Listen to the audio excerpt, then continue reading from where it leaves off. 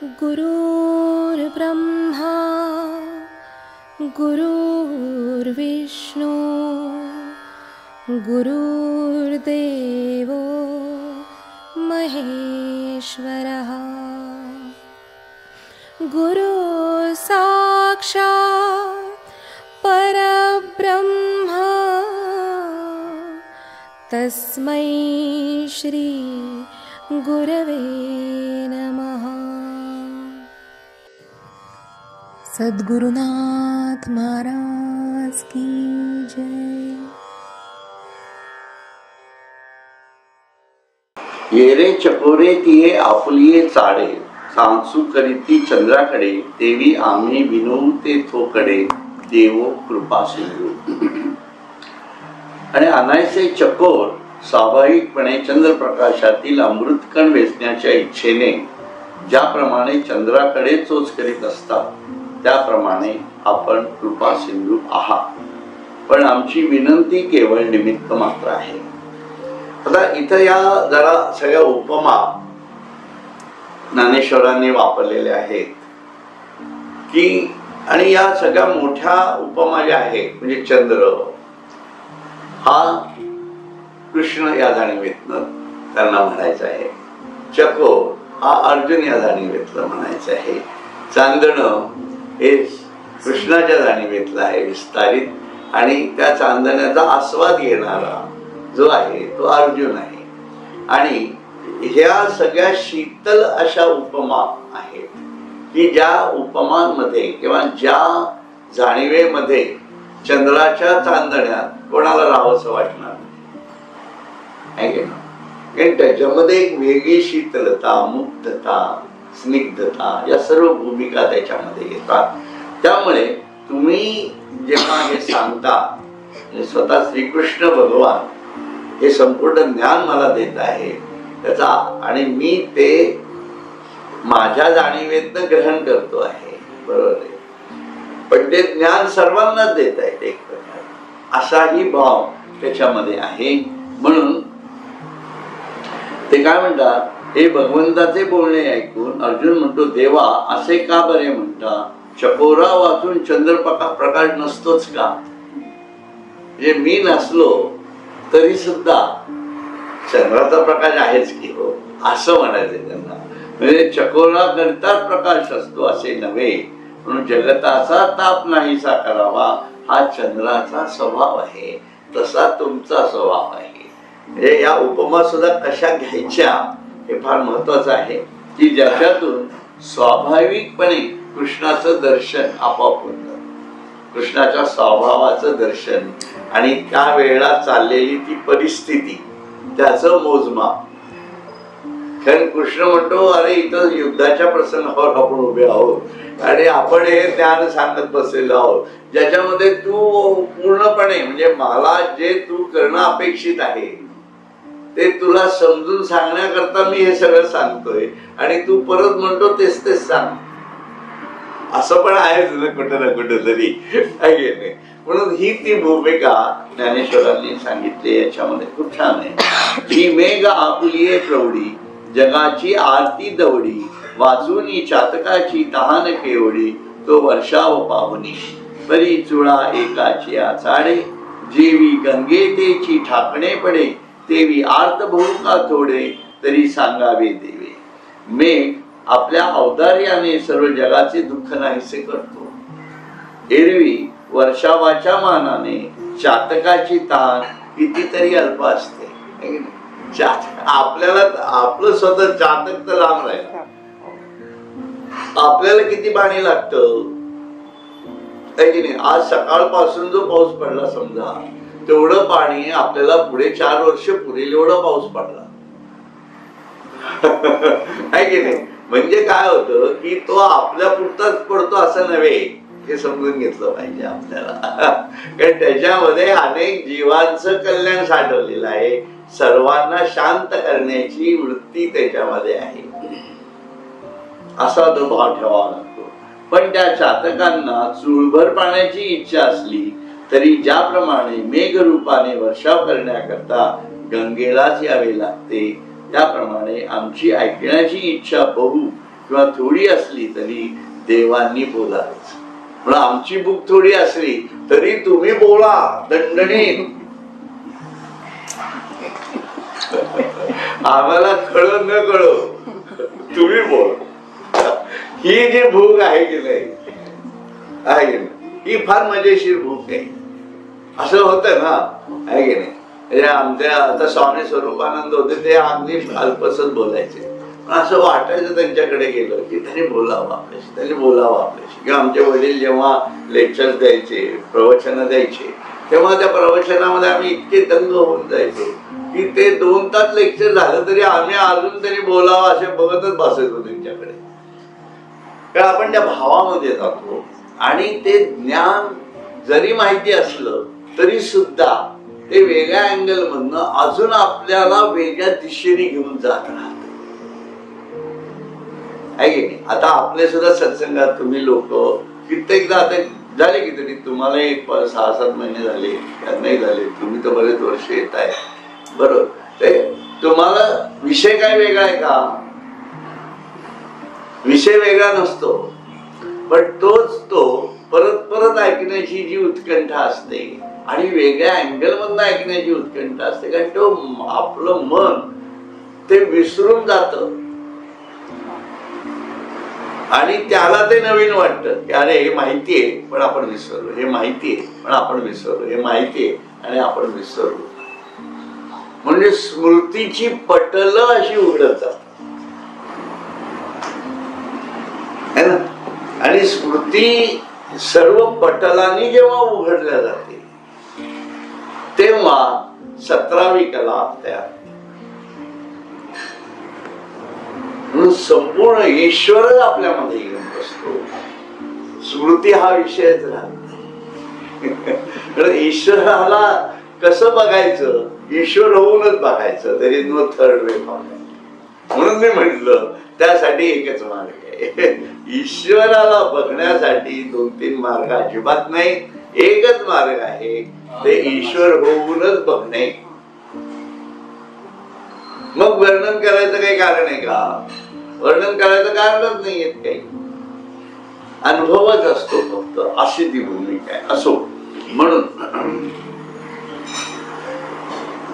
तेथ देवे म्हणितले राहे, जो संतोष आम्हा झाला आहे, तयावरी स्तुती साहे ऐसे उरले नाही. पै परी सुद्धा आहासी निकिया परी, तेची वक्तृत्वा वराडी करी, ऐसे पुरस्करोनी श्रीहरी आदरिले बोलो. त्यावर देव म्हणतात, अर्जुना हे आता पुरे कर, ते माझं कौतुक पुरे कर असं देव म्हणतात. तुझी श्रवणाची आस्था पाहून आम्हाला जो आनंद झाला आहे त्यावर आता स्तुतीने संतोष होईल असे मुळीच उरले नाही. परंतु ज्या अत्यंत आवडीने तू श्रवण करीत आहे ती तुझी आवडीच माझ्या वक्तृत्वाशी सोयरीक करते, है की नाही. असा प्रस्ताव करून भगवंतांनी बोलण्याला सुरुवात केली. ज्ञान यज्ञेन चाप्यन्ने यजंतो मामुपासते, एकस्वेन पृथक्त्वेन बहुधा विश्वतो मुखम. दुसरे ज्ञान यज्ञाने यजन करणारे, कोणी एकत्वाने, कोणी नाना रूपाने व कोणी विश्व रूपाने माझी उपासना करतात. हा वेगळा भाग आता ते सांगतायत. तरी ज्ञान यज्ञ तो एवं रूप, जेथ आदि संकल्प हा यूप, महाभूते मंडप भेद तो पशु. तर आता तो अद्वैत ज्ञान यज्ञ असा आहे. या यज्ञात प्रथम संकल्प हा यूप म्हणजे मारला जाणारा पशु बांधून ठेवताच तो खांब आहे. पंचमहाभूते हा मंडप आहे व भेद हा पशु आहे. बघा तो पहिल्या याच्यातच त्यांनी ज्ञानासाठी म्हणून ही उपमा दिली ज्ञानेश्वरांनी. ते काय म्हणतात, तरी ज्ञान यज्ञ तो एवं रूप आहे. म्हणून ज्ञान यज्ञ कशाला म्हणा. आता यज्ञ म्हटलं की पूर्वीची कल्पना किंवा 700 वर्षापूर्वीची 800 वर्षापूर्वीची कल्पना काय होती, यज्ञामध्ये पशुला मारलं जायचं अशी एक त्यावेळेची धारणा होती. पण हा ज्ञान यज्ञ आहे. मग इथला पशु कोण? असा विचार करावा लागेल. मी तुम्हाला प्रश्न नाही विचारत, हा विचार करायचा आहे आपल्याला असं. म्हणून इथला पशु कोण, तो पशु बांधलाय कुठं, तो मारायचा आहे कसा, हा सगळं गोष्ट आहे. आणि यज्ञ काय, यज्ञाचं स्वरूप, हा सर्व विचार आपल्याला आता इथं करावा लागेल. म्हणून तर आता जो अद्वैत ज्ञान यज्ञ असा आहे, तरी ज्ञान यज्ञ तो एवम रूप. या इथं प्रथम यांनी हे खूप छान जाणलं, हे जे लेखक आहेत त्यांनी, की इथं त्यांनी अद्वैत ज्ञान यज्ञ असा शब्द वापरला. कारण दुसरा अज्ञान यज्ञ ज्ञानेश्वराला अभिप्रेत असू शकत नाही. लक्षात, म्हणून तर आता तो अद्वैत ज्ञान यज्ञ असा आहे. या यज्ञात प्रथम संकल्प हा युप, म्हणजे मारला जाणारा पशु बांधून ठेवतात तो खांब आहे. बघा, संकल्प हा खांब आहे असं म्हणते. संकल्प हा खांब आहे आणि त्या खांबाला मारला जाणारा पशु बांधला जातो. म्हणून संकल्प काय आहे हा फार महत्वाचा आहे. आणि त्या संकल्पाच्या जाणीवेमध्ये हा संकल्प येतो आणि कशाचा भाग आहे हे कळावं लागेल आपल्याला. संकल्प कुठं होतो, विचार केला का कुठं? मानसिक, मनात. बरोबर आहे. पण संकल्प मनाचं स्वरूप काय आहे? संकल्प हे मनाचं स्वरूप आहे का? मनाचं स्वरूप काय आहे? ध्यान वर्ग आपण पर्यंत केला आहे ना, तुम्हाला सांगता यायला पाहिजे खरं असो. परंतु संकल्प तुम्ही केला की लागले उलट जे येतं ज्याला विकल्प. म्हणून मनाचं स्वरूप काय आहे? संकल्प आणि विकल्प असं स्वरूप आहे. म्हणून कुठलीही गोष्ट करताना आपल्या मनात जरी संकल्प आला तरी लागलीच विकल्प येतो. माझ्या मनात संकल्प आला की उद्या ज्ञानेश्वरी व्यवहारताईंकडे घेऊ, पण विकल्प आला की त्यांच्या घरी कोणी पाहुणे असतील तर. लक्षात आहे ना, हे नॉर्मल भूमिका आहे आपली. हा खेळ कोणी खेळला? हा खेळ माझ्या मनाने केलेला आहे. म्हणून मन आणि बुद्धी इथे एका ज्ञानाच्या दोन भाग आहेत, पण विशेषतः संकल्प विकल्प हा मनाचा भाग असतो. म्हणून संकल्प करणं आणि संकल्पाप्रमाणेच मनानी आणि बुद्धीनी वागणं, यासाठी तो खुंटा रोवावा लागतो. लक्षात ठेवा. आज आपल्या ग्रुपवरती आपण प्रकाशन सोहळ्याचा कार्यक्रम करा यायचा, म्हणून तुम्ही सुद्धा बऱ्याच लोकांना सांगितलं असेल, आपण ग्रुपवरही टाकलं असतील, काही लोकांनी पाहिलं असेल, जाऊयात का बघूयात की काय आहे ते.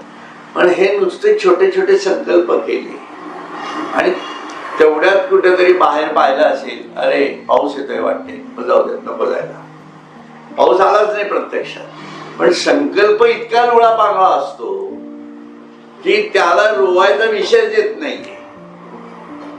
नॉर्मल जीवनामध्ये आपले संकल्प हे असे चालतात, आहे की नाही? आता तुम्ही संकल्प केला की माझा मुलगा आजारी आहे, तरी मला जायचं आहे, बरोबर, तिथं विकल्प आलाच नाही. म्हणजे संकल्प रोवल्या गेला. त्यांनी काय झालं? जो मनाचा स्वैराचार होता, नाही तर काय केलं असतं तुम्ही घरात बसून? साधा विचार करा. जेव्हा तुम्ही एखाद्या चांगल्या गोष्टीचा संकल्प करता तेव्हा, म्हणजे आपण समजा उद्याचा संकल्प केला नाही की नाही, उद्या ज्ञानेश्वरी नाही घ्यायची की नाही, मग तुम्ही नाही म्हणणार, कोणी हो म्हणणार, आणि समजा आपण नाही घेतली, पण आपण नाही घेतली तर आपण करणार आहोत काय? Do you have anything other in your mind? काही नाही. म्हणजे मोकाट सुटलेला पशु हा मारणार कसा मग तुम्ही? गेटिंग मी म्हणून संकल्पाने रोवायचंय. पशु कोण आहे? मन आहे. ते भ्रमितच होतंय सारखं आणि त्याला बुद्धी ज्ञानच नाहीये. म्हणून पशु कोण आहे? माझ्या आतच बसलेला पशु. म्हणून माणसाच्या आतमध्येच पशु आहे, मानव आहे आणि ईश्वर आहे. हे तिन्ही गोष्टी आपल्या आतमध्येच आहेत. पण संकल्पाने मला हे रोवावं लागतं की मी ब्रह्म आहे. आलं का लक्षात? आणि त्या जाणीवेतनं बाकीच्या येणाऱ्या जे गोष्टी आहेत त्या सर्व पशु सारख्या कापून काढाव्या लागतात. विंचू देव्हाऱ्याशी यावा, देव पूजा नावडे त्यांना. असं हे गणित सगळं. आलं का लक्षात? तिथं विंचू आहे पशु, इथं असंच आहे ना. आपलं मनच विंचू होत. आळसत, नको वाटत, 4 दिवस उत्साह वाटतो, 1 दिवस असा नक्की येतो. माणसं देव तिथंच परीक्षा घेतो. काही दिवस छान वाटतं, सगळं छान, काय म्हणून मी नेहमी म्हणतो की माझ्या समोर सत्संगाला गेल्या 8 ते 10 वर्षामध्ये अनेक लोक आले पण गेले पण. त्याची कारण हीच आहे की संकल्प होतो पण विकल्प या जाणीवेत जेव्हा जात होतो माणूस तेव्हा बाहेरच दृश्य व्यवहार इतका काही विचित्र आहे की तो तुमच्या संकल्पाला कापून काढल्याशिवाय राहत. तिथंच आपली परीक्षा आहे. म्हणून ते ध्येय संकल्प म्हणजे जिथं विकल्पच नाही त्याला संकल्प म्हणायचं. जिथं विकल्प नाही तो संकल्प असं म्हणा. म्हणून माझ्या जीवनाचं ध्येयच हे आहे की ईश्वर प्राप्ती हेच ध्येय आहे. बाकीचा कुठला विकल्पच नाही. त्याच्या आड जे जे येईल ते मी बाजूला सारण्यास तयार आहे. Whatever it may be. एवढा दृढ संकल्प जो रामदास स्वामींनी वयाच्या 8व्या वर्षी साधला. विचार करा. आणि आपलं वय किती पटीने मोठ्या. रामदास स्वामींपेक्षा खूप मोठे होता पण वयाने, म्हणजे असं म्हणून काय खोट आहे ना. पण केवढा दृढ संकल्प होता की, आणि कुठला संकल्प होता की मला रामाकडूनच अनुग्रह पाहिजे. बाकी आधीमध्ये कोणी नको. सावधान म्हटले आणि निघून गेले. बरोबर आहे. त्याच गावामध्ये 2 दिवस रात्रभर एका झाडावर राहिले घराच्या समोर, कुणी शोधू नये म्हणून. लोक शोधणार आजूबाजूला. किती हुशार होते बघा. आणि बसले घरातच. त्यांना हे माहिती होतं आत्मा आपल्या आतमध्येच आहे, राम आपल्या आतमध्येच, हे माहिती होतं त्यांना. आहे की नाही? चिंता करतो विश्वाशी आहे असा पण भाव होता. हे केवढं प्रगल्भ होतं सर्व. हे समजून घेतल्याशिवाय कळेल का? आणि मग नंतर बाहेर पडले. हनुमंतांची भेट झाली. हनुमंत भेटले. त्यांना भेटल्याचे दर्शन हनुमंताचं. हनुमंत म्हणाले अरे असं नको करू, मी देतो तुला अनुग्रह. नाही म्हणे मला तुमचा नको आहे, मला रामाचाच म्हणे. काय दृढ संकल्प आहे बघा. आहे का आपली ताकद हनुमंताला नाही म्हणण्याची? ते भारी असतं ते गणित. आणि मग ते स्वतः प्रभू रामचंद्र आहे. त्या बाल मनाला आशीर्वादित केलं. हनुमंत कायम पाठीशी राहिले रामदास स्वामींच्या. म्हणून त्यांची दुःख कमी झाली असं काही नाही. सर्वस्वाचा त्याग केला आहे ना. घरातली आई रडत नव्हती असं थोडीच आहे. आई वडील वाट पाहत नव्हते असं थोडीच आहे. सर्वस्वाचा त्याग केला. लक्षात घ्या आहे ना. रडून रडून आई आंधळी झाली. लक्षात घ्या. आणि मग त्या याच्यामध्ये गोदावरीच्या काठावरती त्यांनी तप केलं. किती वर्षाचं? 12 वर्षाचं तप केलं.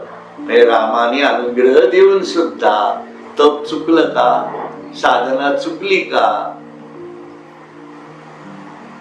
मग काय, अनुग्रह मिळाला म्हणजे देव मिळाला असं काही होत नाही. हे तर केवढं भयंकर आहे. मग पण अनुग्रह घेतल्याशिवाय देव मिळत नाही हे पण खरं आहे. दोन्ही गोष्टी. म्हणून तप हे स्वयंभू, ज्याचं त्याला करावं लागणार. हा विकास सगळा ज्याचा त्याचा आहे. आणि 12 वर्षांनंतर आत्मज्ञान म्हणजे काय, ईश्वर म्हणजे काय, तो माझ्यात कसा आहे, स्वरूपाचं ज्ञान, विश्वस्वरूपाचं ज्ञान, जे सर्व आत्माराम दासबोध तथा दासबोधातनं बाहेर आहे. म्हणून त्याची संकल्पना ही स्वानुभूतीतनं आलेली आहे. आणि सगळ्यांचा अनुभव एकच आहे. हे सर्व संत मंडळी काय दाखवतात? कोणी कोणाचं दुसऱ्याचं पाहून लिहित नाहीये. उपनिषदांमध्ये सांगितलेलं तत्वज्ञान तेच तत्वज्ञान अमृतानुभवामध्ये ज्ञानेश्वर सांगतात. आणि तेच तत्वज्ञान दासबोधामध्ये स्वतः रामदास स्वामी सांगतात. म्हणून आपल्याला असं वाटतं की उपनिषदांसारखंच आहे दासबोध. तसं नाहीये. अहो, अनुभूती ईश्वर म्हणून जर एकच असेल तर तत्वज्ञान वेगळं असेलच कसं? म्हणून योगी अरविंदांनी सांगितलेलं सुद्धा तत्वज्ञान त्याच जाणीवेतलं आहे जे उपनिषदांच्या जाणीवेतलं आहे. कारण त्यांनी जो देव पाहिला तो तोच होता जो ज्ञानेश्वरांनी पाहिला, जो तुकारामांनी पाहिला, जो नामदेवांनी पाहिला, जो रामदास स्वामींनी पाहिला, जो गोंदवलेकर महाराजांनी पाहिला, तोच तो राम होता. मग केवढं झालं ना हे सगळं प्रकार. ही भूमिका आपल्याला समजून घेता यायला पाहिजे. यासाठी संकल्प हाच एकमेव खांब आपल्याला आपल्या जीवनात रोवावा लागतो. जिथून हे सगळं सुरू झालं. केवढे संकल्प आहे. आपण काय करतो? संकल्पाशिवाय सुरू करतो. चला जाऊन बघून येऊन ना एकदा काय म्हणताय ते, आहे की नाही? असं असतं काय कधी? असं कधीच होणार नाहीये. काय म्हणतायत एकदा समजून तर घेऊया. काय म्हणायचं एकदा? तसं नसतं. मला देव हवा आहे, देवा मला ईश्वर समजून घ्यायचा आहे. त्यांनी मी पिडल्याशिवाय अध्यात्मात माणूस शिरू शकत नाही. अनुताप अनुदिने अनुतापे तापलो रामराय. मग हे तापणं आहे, तापवणं आहे, ताप करून घेणं आहे. लक्षात घ्या. आणि हे करून घ्यावं लागतं. कारण आपल्याला ताप करून घ्यायची सवय नाहीये, आहे की नाही? ईश्वरासाठी बेचैन होणं, ईश्वराकडे बघून त्याच्यासाठी आपल्याला कधी रडू आलं का? ईश्वर भेटावा म्हणून कधी रडू आलं का? भले अज्ञानात असेल मी, पण मला कृष्ण भेटला पाहिजे. भले अज्ञानात असेल मी, मला कृष्ण पूर्ण कळेल असंही नाही, परंतु तू मला भेटल्याशिवाय मला कळत नाही. हा, मला सगुणात दर्शन दे, ठीक आहे, स्वप्नात दे, पण तू दे, तू ये, तू बघ, तू कर. ती पीड ही एका दिवसाची नाहीये. It's over A period. ती पीड जोपासावी लागते. तो संकल्प आहे.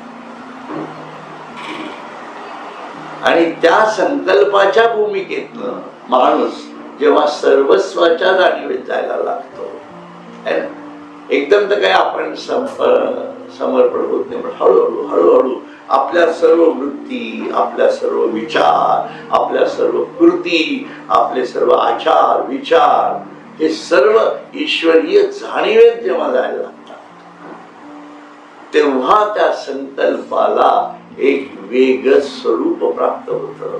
आणि तो संकल्पच हा आपल्याला ईश्वराच्या संकल्पाशी एक रूप करतो. आणि तो संकल्प आपला आणि ईश्वराचा एक होतो आणि ईश्वराचा हरिसंकल्प जो आहे तो मी ब्रह्म आहे आणि सर्व एवढं संकल्प आणि संपूर्ण विश्व जे चाललेलं आहे हे एका हरिसंकल्पावरती आधारलेलं आहे. म्हणून संपूर्ण सुदर्शन चक्र जे आहे ते कृष्णाच्या एका बोटावरती तरंगत आहे, कारण तो त्याचा संकल्प आहे मी ब्रह्म आहे आणि सर्व खलुदं ब्रह्म. बस. आणि माझ्या या विश्वाच्या जाणीवेमध्ये संपूर्ण फिरत आहे. त्याचा उदय पण मी करतो, त्याचा जीवन पण मी जागवतो आणि त्याचा लय पण मी करतो. असं हे माझं चक्रांकित स्वरूप आहे जे चैतन्यमय जाणीवेत मी सतत फुलवत असतो. असा माझा कृष्ण आहे. एवढा संकल्प आहे. म्हणून या संकल्पामध्ये आपल्याला ओवून घ्यावं लागणार. हा एकदम तयार होणार नाही. हळूहळू त्या संकल्पाला सामोरं जायचंय. जेवढे तुम्ही या संकल्पाला सामोरे जाल तेवढे तुम्ही ईश्वराला उन्मुख व्हाल. ईश्वराला उन्मुख होणं म्हणजे कुंडलिनी शक्ती ऊर्ध्वमुखी होणं असं. हा सगळा भाग असा आहे. हा जेवढा सुंदर आहे, जितका चांगला आहे, तेवढाच प्रयत्नाच्या पराकाष्ठेशिवाय प्राप्त होणार. हे तितकंच लक्षात घ्या. पण प्रयत्न कितीसाठी? 12 वर्षासाठी. एकदा त्यांनी आपल्याला धरलं की मग तो काही सोडणार नाही. आपल्या लक्षात घ्या. म्हणून धरला पंढरीचा चोर गळा बांधून अतुर सोहम शब्दे मारा केला विठ्ठल आला काकुळ. मग अशी भूमिका आहे. हा संकल्प आहे. संकल्प करावा लागणार आहे. म्हणून तर आता तो अद्वैत ज्ञान यज्ञ असा आहे. या यज्ञात प्रथम संकल्प हा यूप म्हणजे मारला जाणारा पशु बांधून ठेवतात तो खांब आहे. म्हणून या संकल्पाभोवती जीवात्म्याला बांधून ठेवायचंय. यूप म्हणजे मारला जाणारा पशु कोण आहे? तर या जीवात्म्याला मारायचं आहे आणि या जीवात्म्याला आत्म्यात परावर्तित करायचंय. म्हणजे आत्म्याला याला समर्पित करायचं आहे. बाकीचे पशु मारणं वगैरे हे काही नाही, त्याला काही लॉजिक नाहीये. लक्षात घ्या. तुम्ही अशा हजारो बकऱ्या मारल्या, मेंढ्या मारल्या तर देव मिळणार आहे काय? आतापर्यंत मिळाला नाही तुम्हाला, पुढे तर कसा मिळणार? म्हणून तुमच्या आतला जो पशु आहे जीवात्मा म्हणून, की अज्ञान जाणीवेतल्या धर्माची जोपासना करून आपण जर बाह्य जीवनाला, बाह्य जीव मात्रांवरती हत्या करत असाल तर लक्षात घ्या तुमचा धर्म भ्रष्ट आहे. आत्म्याचा धर्म हाच सत्य धर्म आहे, हे लक्षात घेतलं पाहिजे. म्हणून माझ्या जीवात्म्याला मला मारता येतं का? माझ्या इच्छा वासनांना मला मारता येतं का? त्यांना त्या आत्म्याला समर्पित करता येतं का? हे समजेल तरच तो धर्म होऊ शकतो. अन्यथा बाकीचे कुठलेही धर्म हे निम्न स्तरावरती आहेत, खालच्या दादाने घेतले. हे सत्य आहे आणि हे मान्य करावंच लागणार आहे. कारण याच्यामध्ये अहिंसा हेच तत्व आहे आणि ते फक्त माणसाचं नव्हे तर जीव मात्रांची पण आहे. आणि ही भूमिका आध्यात्मिक आहे. लक्षात वैयक्तिक जाणीवेतलं अध्यात्म हे असं आहे, हे कळावं लागेल ना आपल्याला. म्हणून आपल्यातलं मारा पहिले. ईश्वर काय मारतो आहे? उत्पत्ती स्थिती लय हे विश्वरूप दर्शनात त्यांनी दाखवले. कारण हे सगळं मरणारच आहे, पण याचा अधिकार तुम्हाला दिलेला नाहीये. कारण सुदर्शन चक्र त्याच्या हातात आहे, तुमच्या हातात नाहीये. लक्षात. म्हणून तुम्हाला कुठल्याही जीवाला मारण्याचा अधिकार दिलेला नाही. अधिकार दिलेला नाहीये, एवढं नक्की. असो तर आता म्हणून बांधून ठेवतात तो खांब आहे. पंचमहाभूते हा मंडप आहे व भेद हा पशु आहे. म्हणून आपल्यामधला भेद कुठला भेद? आत्मा आणि जीवात्मा यातला भेद. कारण हा भेद आपल्या आतमध्ये. मी स्वतःला ईश्वर मानत नाहीये म्हणून मला ईश्वर पूजावा लागतोय. मला देवाच्या मूर्ती समोर बसून त्याची आराधना करावी लागते, कारण तो माझ्यात नाही असं मी मानतोय. मी आकाशात देव आहे असं मानतोय. अरे तू कुठल्या आकाशात आहे? तो तुझ्याच चिदाकाशात बसलाय. हे कळणं हे ज्ञान आहे, काय की नाही? पण ती उपासना कुठल्या भूमिकेतनं करता यायला पाहिजे हे कळावं लागतं. आणि हे गुह्य ज्ञान आहे. म्हणून ही राजविद्या आणि राजगुह्य आहे, लक्षात ठेवा. आणि ही ज्ञान जाणीव कशी सरकते बघा, सुंदर. याला ज्ञान म्हटलं. म्हणून ते म्हणतात तर पंचमहाभूते हा मंडप आहे व भेद हा पशु आहे.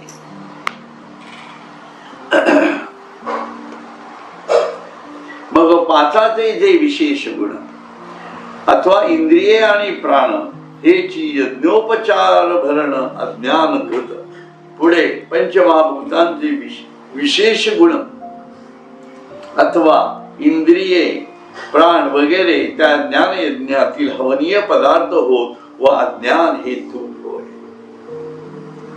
कारण बेसिकली एक लक्षात घ्या, पंचमहाभूतांचे विशेष गुण अथवा इंद्रिये प्राण वगैरे हे त्या ज्ञान यज्ञातील हवनीय पदार्थ होत. यज्ञामध्ये जे हवन करतो आपण, म्हणजे भौतिकातला यज्ञ जेव्हा करतो, लग्न समारंभातला म्हणा किंवा आपण मध्ये जो हनुमंत याग वगैरे केला किंवा लोक विष्णू याग करतात, काय काय करतात सर्व लोक, तर याच्यामध्ये जे हवन केलं जातं ते जे पदार्थ आहेत ते इथं अपेक्षित नाहीयेत. कारण हा यज्ञ आपल्या आतमध्ये करायचा आहे, आपल्या आतल्या जाणीवेतला आहे तो. तुम्ही ध्यानाला जेव्हा रोज बसता तेव्हा रोज हा यज्ञ पेटवावा लागणार आहे. कारण माझा जीवात्मा हाच आत्मा आहे. मी जेव्हा नाभीपासून ब्रह्मरंध्रापर्यंत त्या जाणीवेत जायचा प्रयत्न करतो तेव्हा त्या श्वासाच्या जाणीवेमध्ये तो प्राण मी त्या ईश्वराला समर्पित करत असतो. हा ध्यान यज्ञाचं समर्पण आहे.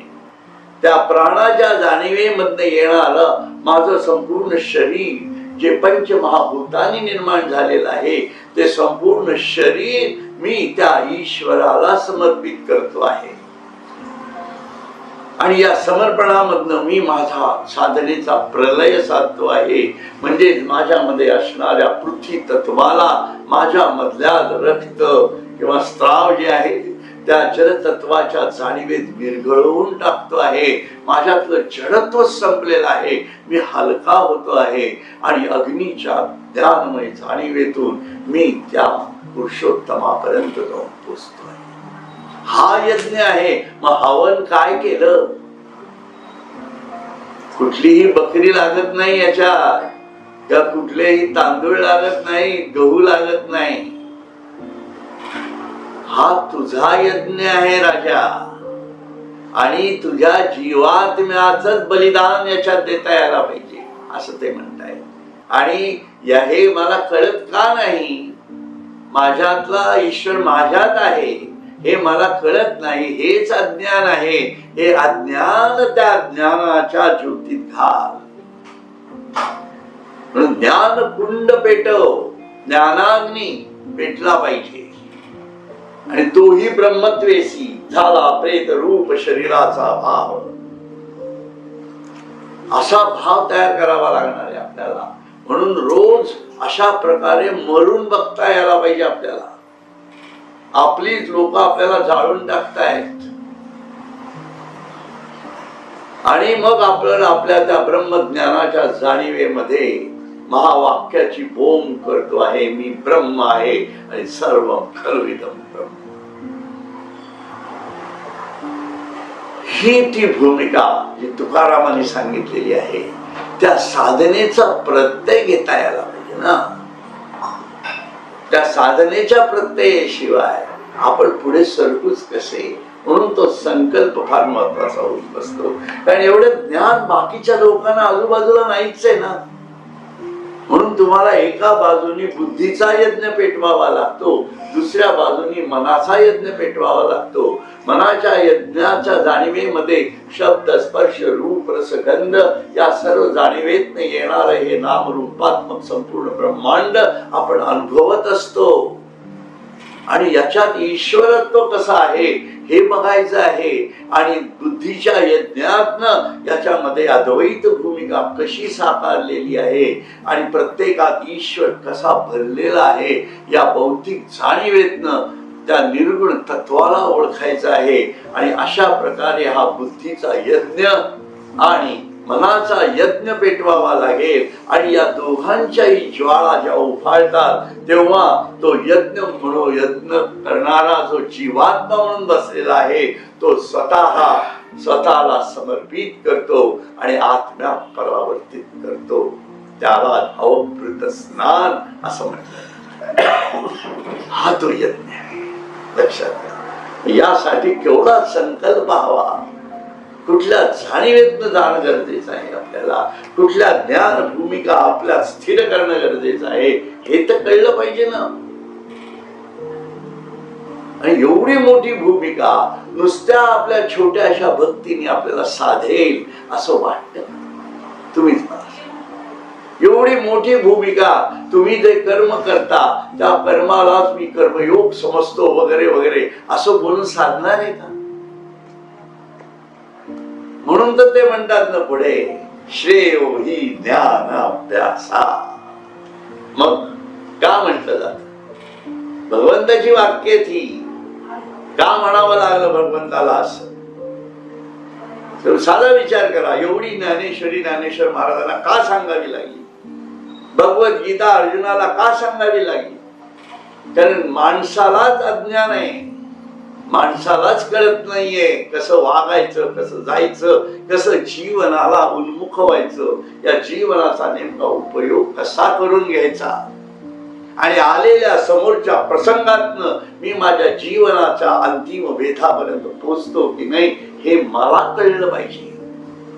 प्रसंग तर प्रत्येकाचे विविध येणार आहे, प्रत्येकाचं प्रारब्ध वेगवेगळं आहे आणि प्रत्येकाच्या प्रारब्धाच्या जाणीवेत येणारा प्रसंग ईश्वरीय जाणीवेत प्रत्येकाने कसा अनुभवावा हे त्याच्या मनबुद्धीच्या जाणीवेत नाही. लक्षात ठेवा. म्हणून संकल्प जर एकच असेल तर प्रसंग कुठलाही येऊ द्या, मी माझ्या संकल्पाचा दृढ निश्चयच राहील आणि मी ईश्वराला सोडणार नाही. माझा भगवंतच माझ्या बरोबर आहे ही ती धारणा आहे. म्हणून संकल्पाला महत्व येत. एवढं मोठं त्याच्यात गणित आहे. असो मग पाचाचे जे विशेष गुण अथवा इंद्रिय आणि प्राण हे जी यज्ञोपचार भरणं अज्ञान, आपल्यामध्ये असणाऱ्या सर्व प्रकारची अज्ञानाची भूमिका घालवता यायला पाहिजे. मला स्वरूपाचं ज्ञान नाही, मला विश्वस्वरूपाचं ज्ञान नाही, माझ्यामध्ये कार्य करणाऱ्या यंत्रणेचं ज्ञान नाही, मला ताराचंही ज्ञान नाही. आणि या सर्व ज्ञान जाणीवेतनं मी जे कर्म करतो त्या कर्माचंही मला ज्ञान नाही. मग एवढा मी अज्ञानी जर आहे तर हे अज्ञान मला घालवता येणं हा माझ्या संकल्पाचा महत्वाचा भाग होत असतो. कारण याशिवाय संकल्प दृढच होऊ शकणार नाही. कारण अज्ञान एवढं प्रचंड आहे की तुमच्या छोट्याशा ज्ञानाला ते कधी गिळंकृत करेल सांगता येत नाही. कारण अज्ञानाचा प्रांत खूप मोठा आहे. म्हणून शून्यावस्थेनंतरच अतिमानसिक जाणीवेचा स्पर्श झाल्यानंतरच ईश्वर तुम्हाला हात धरून चालवणार आहे, तोपर्यंत नाही. लक्षात घ्या. म्हणून आज्ञा चक्रापर्यंत यायलाच पाहिजे मानसिकता. म्हणून विवेक आणि वैराग्य या गोष्टींना स्थायी केल्याशिवाय तुम्ही कितीही गुरूंना भेटा, कितीही गुरूंना दंडवत घाला, कितीही पोथ्या वाचा, पुराण वाचा, अगदी भ्रमण सातत्याने आयुष्यभर करत राहा, परंतु ज्ञान म्हणजे विवेक आणि वैराग्याची स्थापना झाल्याशिवाय तुम्हाला ब्रह्मज्ञान होणारच नाही. हे रचना तशी आहे, हे मी नाही केलेलं किंवा कोणीच केलेलं नाही, आपण त्याच्यातलेच साधक आहोत. आपलाच हा आत्मप्रवास आहे. आणि जेव्हा त्या आज्ञाचक्रापाशी पोहोचू तेव्हा तो ईश्वर म्हणजे हात धरून सदा चालवी राम, या जाणीवेतनं जीवन तुमचं दिव्य तेकडे घेऊन जात. ते दिव्य जीवन आत्म जाणीवेनंतरच, त्याच्या अगोदरचा प्रवास हा सर्व मायेतला आहे. पण आपण नेमकं म्हणून रामदास स्वामींनी सुद्धा 12 वर्ष तप केलं, आत्मज्ञान प्राप्ती केली आणि मग भारत भ्रमण केलं, अगोदर नाही केलेलं. ज्ञानेश्वरांनी सुद्धा तेच केलं. पण आत्मज्ञानानंतर आणि आपलं कसं झालं, म्हणून राम हा आदर्श का म्हणतो आपण, त्याचं कारण का, रामाने आत्मज्ञानाच्या अगोदर भारत दर्शन केलं. लक्षात घ्या. पण अगोदर कारण तो तरुण होता तेव्हा लक्ष्मण आणि राम दोघेही भारत भ्रमणाला गेले आणि तिकडनं ते आले तेव्हा विमनस्क झाले. अनुताप म्हणजे एक प्रकारे मोहात अडकले म्हणून आपण, जसा हा अर्जुन अडकला ना, विमनस्क झाला, काय करावं सुचत नाही. तसं रामाला सुचत नव्हतं की मी कशासाठी जन्म घेतला. आणि जवळजवळ महिना 2 महिने प्रभू रामचंद्र हे त्यांच्या खोलीतनं बाहेरच येत नव्हते, इतके फ्रस्ट्रेट झाले होते असं म्हणून आत्ताच्या भाषेत. टोटली फ्रस्ट्रेटेड, सगळं पाहून हे काय चाललंय बाहेर, सगळं जग, लोक हे करतायत काय आणि हे कशासाठी करतायत, मी कशासाठी जन्म झालाय माझा, हे सर्व प्रश्न होते त्याचे. आणि मग वसिष्ठ ऋषींनी वसिष्ठ ऋषींनी त्यांना सर्व ज्ञान दिलं, ज्याला योग वासिष्ठ असं म्हणतात. आणि मग राम त्यांच्या शून्यावस्थेमध्ये गेले. मग म्हणजे रामाचं सुद्धा असं झालं आहे की नाही. मग ही सगळी गोष्ट आपल्याला लक्षात घेतली पाहिजे की ज्ञानाशिवाय अवतार जाणीवेतले राम प्रभू रामचंद्र जेव्हा पृथ्वीवरती येतात तेव्हा पृथ्वी ही पृथ्वीच्या कायद्याने काम करत असते. लक्षात घ्या. पण पृथ्वीचे कायदे बदलले जात नाहीत, विस्मृती येणारच पण अवस्था गाठावी लागते. लक्षात घ्या. म्हणून कृष्ण हा एकमेव अवतार आपण पूर्ण अवतार मानतो. त्याचं कारणच हे आहे की ते जेव्हा अवतार स्वरूपात आले तेव्हा ते निशून्य अवस्थेतच आले. ते शून्यावस्थेत गेलेच नाहीत कधी. संपूर्ण कृष्ण अवतार हा निशून्य अवस्थेतला आहे की तो संपूर्ण प्रकृतीच्या जाणीवेतनं, आत्म्याच्या वैश्विक जाणीवेतनच कार्य करत होता. पण लहानपणी सुद्धा राक्षसांना मारणं हा त्यांना प्रॉब्लेम नव्हता. लक्षात घ्या. खूप याच्यावरती खूप चिंतन करण्यासारख्या गोष्टी आहेत. पण मला म्हणजे कोणाच्या याच्यातला फरक नाहीये, पण हे का असं आहे, कारण ही अवस्था आहे. म्हणून आपण आपल्यातली पशु अवस्था घालवून टाका, मानवी अवस्थेत या. मानवी अवस्थेत आलात की ऑटोमॅटिक ईश्वरत्वाची ओढ लागेल. ईश्वरत्वाच्या अवस्थेत आलात की ऑटोमॅटिक तुम्ही ईश्वर व्हा. म्हणजे आता किती स्टेप्स राहिल्या. मानव तर शरीर दिलेलंच आहे आपल्याला. आता स्टेप काय राहिल्यात, फक्त मानव म्हणून जगणे आणि मानवामधनं ईश्वरत्व ओळखणं. बस. There is only one step. ईश्वर इतका नजदीक आहे आपल्या, बौद्धिक जाणीवेतनं पण इतका जवळ आहे तो आपला. आणि त्याला आपण दूर ठेवायचं का नाही हे ज्याने तरी ठरवायचं. हा संकल्प संकल्प कशासाठी लागतो हे लक्षात घ्या. ते मनबुद्धीची कुंडा आत ज्ञानाग्नी धडपडा, साम्यतेची सुहाळा वेदिका जाणे. म्हणून त्यात मन बुद्धी ही 2 कुंडे आहेत ते मी तुम्हाला सांगितलं. म्हणून एक मनाचं आणि एक बुद्धीचं कुंड आहे. त्या ज्ञानाग्नी प्रज्वलित होतो व समता हा कुंडावरील हे अर्जुना ओट आहे. म्हणून अर्जुना समत्व चित्ताचे. म्हणून ही जी समता आहे, ही समता हा त्याचा ओटा आहे दोन्ही कुंडांचा. या जाणीवेतनं तो यज्ञ करावा लागणार आहे आपल्याला. म्हणून पुढे काय म्हणतात, सविवेक मती वाटप तेची मंत्र विद्या गौरव शांती स्त्रुव जीव यज्वा. आत्मानात्म विचार करण्याचे बुद्धीचे चातुर्य हे ज्ञान यज्ञातील मंत्र होत. पण आत्मानात्म विवेक जो आहे आपला, हा सध्या देहबुद्धीतला विवेक आहे. आपल्याला जे चांगलं वाटतं, आपल्या शरीराला जे आवडतं ते चांगलं असं आपण ठरवतो, बरोबर आहे. पण आपल्या आत्म्याला काय पटतं, आपल्या आत्मजाणीवेमध्ये काय आहे, त्याप्रमाणे आपली आवड निवड ठरवणं. आपल्या आत्म्याच्या जाणीवेत जाताना आज आपण जास्त खर तर पावभाजी खायला नको असं वाटणं, कारण उद्याचं माझं ध्यान बिघडेल असं वाटणं, किंवा मी ईश्वरापासून या कृतीपासून लांब जातो असं वाटणं, हा सर्व विचाराच्या प्रांगणातला आत्मानात्म विवेक आहे. पण देहबुद्धीतला विवेक हा व्यावहारिक विवेक असतो आणि आत्मबुद्धीतला विवेक हा आत्मानात्म विवेकाचा असतो. म्हणून सातत्याने आत्म्याच्या जाणीवेत जाण्यासाठी जी स्फूर्तिमय जाणीव असेल तिलाच पकडू. म्हणजे आता समजा तुम्ही हे आपला सत्संग झाला, घरी जाईपर्यंत पोहोचला की तुम्ही हे विसरून जातो ना. पण तिथेही गेल्यानंतर ईश्वराच्या चिंतनात मननात राहणं हा आत्मानात्म विवेक. आणि ते सगळं टिकवणं उद्यापर्यंत. मग वाचनही आहे, विचारही आहे, सर्व आहे, जेवण पण आहे, हे सर्व त्याच्यात येतंय, कारण ते करून करावंच लागणार आहे.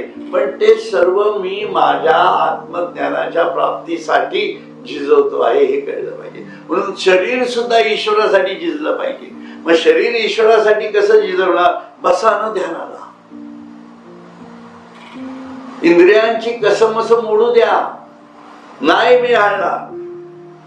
1 तास समोर बसणार, माझ्या मूर्ती समोर सगुणाचा सगुण करा, मी हाणणारच नाही. बघूया तरी मी किती वेळ बसू शकतो. आपली घेतली का कधी परीक्षा? एखादा ग्रंथ घ्या, आता तर आपल्याकडे भरपूर ग्रंथ झालेले आहे ना. एखादा ग्रंथ घ्या, नाही तो ग्रंथ संपेपर्यंत आज किती 150 पानाचा आहे, 200 पानाचा आहे, ठीक आहे, तो निम्मा ग्रंथ आज संपवल्याशिवाय मी राहणारच नाही. मग तिथं पुन्हा घरी काय अडलंय काय नाही, अभ्यासेन कौंतेय. लक्षात घ्या, अभ्यासाशिवाय संकल्प दृढ होत नाही. त्या मान व्हावं लागणार आहे. बघा किती गुण आहे, ती फाटायला लागेल कोणाचं. हे केल्याशिवाय कसं होईल तुम्ही मला सांगा ना. म्हणून हे करावं लागणार आहे आपल्याला. आणि सातत्याने म्हणजे 24 तास ईश्वरातच राहायचं. कोणी अडवत नाही तुम्हाला, लक्षात घ्या. तुमचेच तुम्ही अडवताय स्वतःला. मी काही तुमच्या वयाच्या लोकांना म्हणत नाही, पण यांना कोण अडवतंय? जवखेडकर तुम्हाला अडवतंय कोणी नाही म्हटलंय. मग अडवलं कोणी? तुम्हीच तुम्हाला अडवलं ना. आलं का लक्षात? ही गोष्ट किती सुंदर आहे आपल्याला, की आज सगळं आपल्याला अवेलेबल आहे. आपलं घर आहे, कुठल्या विवंचना नाही, बँकेत पैसे आहेत, गाड्या घोड्या सर्व ईश्वर दत्त आहे. मग याचा मी उपयोग का न करून घ्या? कशासाठी मी मागे राहायचे माझ्या आयुष्यात आणि कोणासाठी राहायचे? आणि आज आपला जर उद्धार झाला तर हे काही नवल नाही, पण आपल्या उद्धाराबरोबर आपण अनेकांचा उद्धार करू शकतो. हे ते महत्वाचं नाही, पण पुढचं आहे. त्यामुळे हे सगळं आपल्याला प्राप्त करता येतं असं ते म्हणतात. म्हणून आत्मानात्म विचार करण्याचे बुद्धीचे चातुर्य, आणि याला चातुर्य लागतं. ईश्वराने परिस्थिती दिली, पण ते चातुर्याने मी वापरतोय की नाही बघा. कारण मुलं वगैरे सगळे आपल्याला ओढणार काय, आमच्या घरी आज हे, उद्या ते, या का घरी जायचं का नाही, हे चातुर्य लागणार आहे की नाही. हे चातुर्य लागतंय आपल्याला. म्हणून चातुर्य हे ज्ञान यंत्रातील मंत्र. कारण ईश्वर चतुर आहे, लक्षात ठेवा. ईश्वरासारखा चतुर माणूस नाही, तो तुम्हाला कधी गंडवेल सांगता येत नाही. हा, तो काय साधा आहे काय, तो गंडवतो बरोबर आहे की नाही.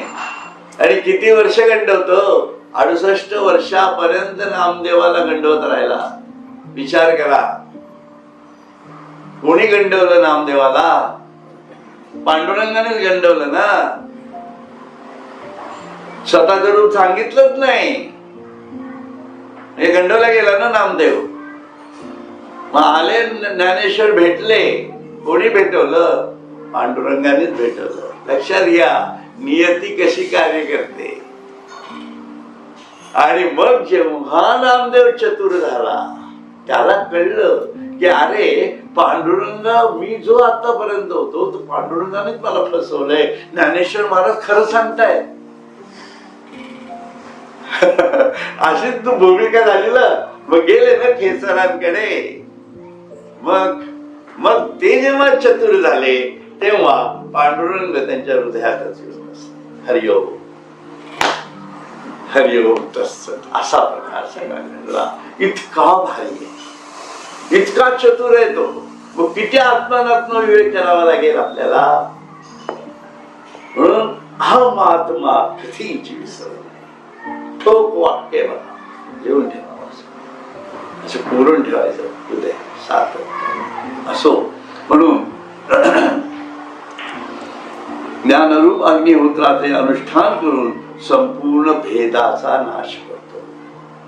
म्हणून हे संपूर्ण भेद जे आहे, जीवात्म्याचा आणि आत्म्यामधला भेद एकदा नाश पावला, एकदा मी ब्रह्म आहे हे कळलं की सर्व ब्रह्म आहे हे आपोआपच कळतं. म्हणून ही अत्यंत मनोहर सुंदर अशी ही ज्ञान यज्ञाची भूमिका इथे सांगितलेली आहे. हरिओम तत्सत. हरिओम तत्सत.